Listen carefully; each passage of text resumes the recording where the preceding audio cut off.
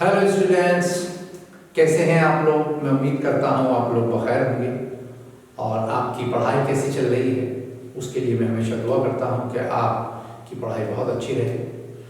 मैं आज फिर आपके खिदमत में एक टेंस के साथ हाजिर हूँ जिसका नाम है पास्ट परफेक्ट कंटिन्यूअस। कल हमने नेगेटिव पढ़ा था, आज हम इंटरोगेटिव के साथ अपनी क्लास शुरू कर रहे हैं। देखिएगा, इंटरोगेटिव, वो 1 बजे से क्या कर रहा था। What had he been doing since 1 o'clock?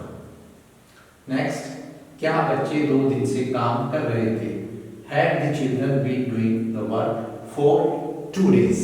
Next, Sheila 4 बजे से खाना क्यों पका रही थी। Why had Sheila been cooking the food since 3 o'clock? अब मैं थोड़ा सा आपको तफसील से बता देता हूँ। जैसे हमने उसमें इंटरोगेटिव पढ़ा था, इसमें भी इंटरोगेटिव का वही नियम है, वही तरीका है, कुछ बिल्कुल अलग नहीं है।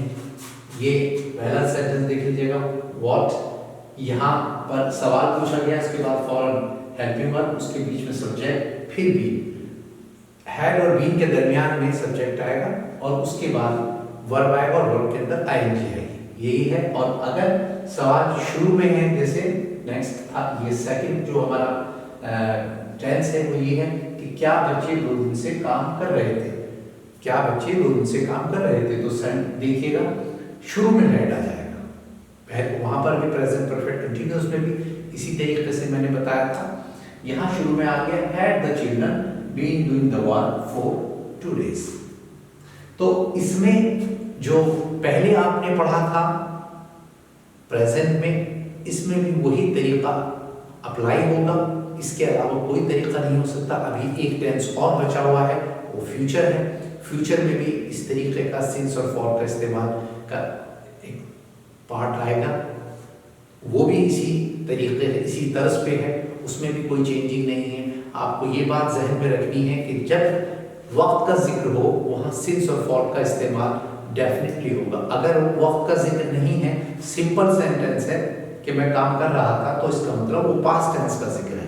अब अगर ये है कि मैं 2 घंटे से काम कर रहा था, तो ये पास्ट परफेक्ट कंटिन्यूअस का जिक्र है। तो मोटी सी बात है, इसमें कोई कंफ्यूज होने की जरूरत नहीं है, घबराने की जरूरत नहीं है, किसी चीज को सीरियसली लेने की जरूरत नहीं है कि इसमें ऐसी कुछ टेक्निकल चीजें आ गई हैं कि वो हमारे जहन में नहीं बैठ रही है, दिमाग में नहीं घुसती, कोई परेशानी की मोटी मोटी सी बात है। अगर कहीं किसी जुमले में, किसी वाक्य में वक्त का जिक्र है, तो ये समझ लीजिए अगर उसके आखिर में रहा, रही वगैरह है तो प्रेजेंट परफेक्ट का जिक्र है, था, थी वगैरह है तो इसका मतलब ये हुआ कि ये पास्ट परफेक्ट का जिक्र है, पास्ट परफेक्ट कंटिन्यूअस का जिक्र है। इसी तरीके से आपको मुस्तकबिल में, फ्यूचर में भी इस तरह का एक टेंस का सामना करना पड़ेगा, तो उसमें भी वही नियम होगा जो यहाँ पहले आप देखते आ रहे हैं। तो इसलिए हमेशा याद रखिएगा कि अगर आप अपनी बुनियाद को मजबूत करके चलेंगे तो फिर इस तरह की जो दिक्कतें आती हैं वो जब आएगी जब आपने उसको अच्छे तरीके से नहीं समझा, नहीं सुना,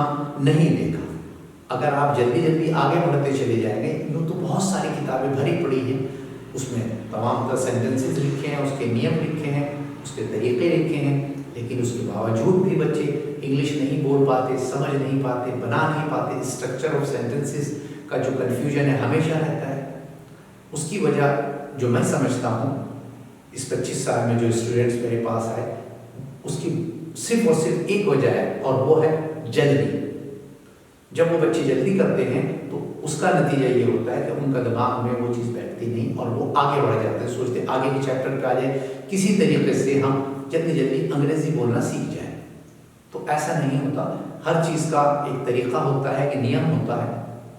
पहले आप सीढ़ी के पहले डंडे पर चढ़ेंगे, उसके बाद सेकंड, फिर थर्ड, फिर फोर्थ, इस तरीके से।